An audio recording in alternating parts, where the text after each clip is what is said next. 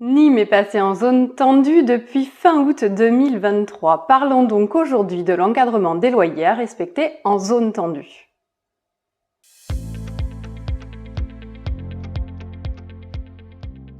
L'encadrement des loyers limite le loyer fixé par un propriétaire lors de la mise en location de son bien et s'applique dans les communes situées en zone tendue.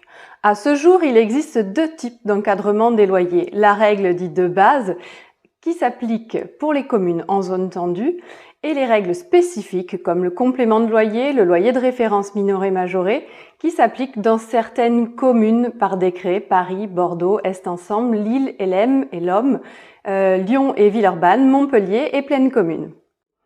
Attention, ça ne rigole plus. En cas de non-respect de ces règles, le bailleur peut devoir payer une amende allant jusqu'à 5 000 € pour une personne physique et 15 000 € pour une personne morale.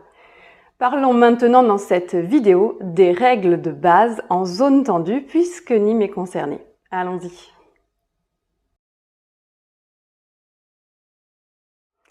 Le propriétaire fixe son loyer librement. Si le bail le permet, le loyer pourra être révisé annuellement.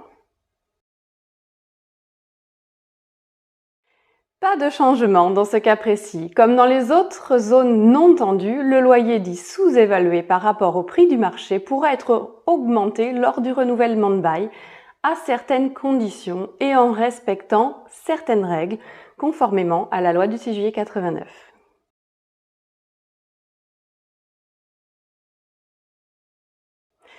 Le loyer du précédent locataire doit figurer sur le bail. Le propriétaire peut augmenter son loyer dans certains cas seulement.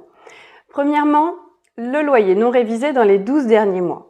Le propriétaire va pouvoir augmenter son loyer suivant la variation annuelle de l'IRL publiée à la date du nouveau contrat de location. Évidemment, la révision de loyer reste interdite pour les biens ayant un DPE en F ou en G.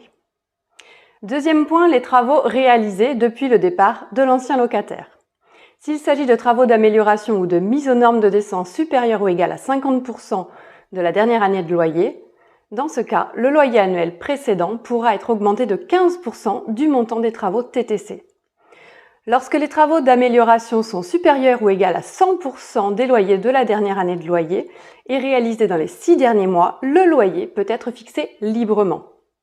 Troisième possibilité, l'ancien loyer est sous-évalué. Si le loyer de l'ancien occupant est manifestement sous-évalué, il est possible d'augmenter le loyer.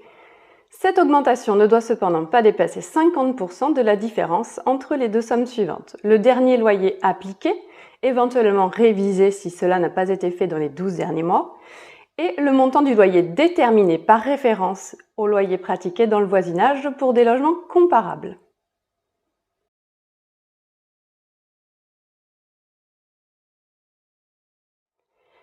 Le loyer peut être fixé librement pour les biens ayant un DPE allant de la lettre A à la lettre E. Pour les biens classés en F et en G, le loyer ne peut pas être supérieur au dernier loyer appliqué au précédent locataire.